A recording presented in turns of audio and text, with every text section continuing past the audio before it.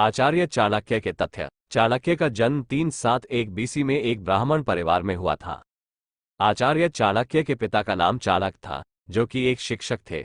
वही चाणक्य जी का नाम चाणक्य पड़ा था और इनका गोत्र कौटिल्य था, जिससे इनका दूसरा नाम कौटिल्य पड़ा था। आचार्य चाणक्य जी ने अपने समय के सबसे विद्वान और ज्ञानी इंसान थे। आज भी दुनिया की सभी नीति चाणक्य नीति पर ही आधारित होती है। आचार्य चाणक्य जी को दवा के साथ साथ खगोल विज्ञान का भी बहुत शौक था। चाणक्य ने राज्य चलाने के लिए अर्थशास्त्र पर महारत हासिल की थी। आचार्य चाणक्य किसी भी इंसान के चेहरे को देखकर बता सकते थे कि सामने वाला व्यक्ति क्या सोच रहा है।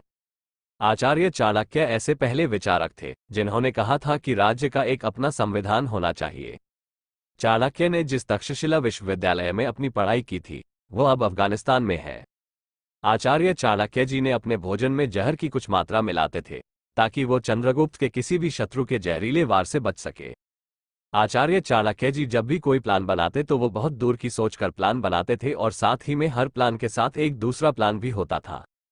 आचार्य चाणक्य की मौत के दो कारण बताए जा रहे हैं। पहला कारण, चाणक्य ने भोजन व पानी को त्याग कर अपनी इच्छा से शरीर को छोड़ दिया था, और दूसरा कारण, आचार्य चाणक्य जी एक षड्यंत्र के शिकार हुए और उनकी मौत हो गई।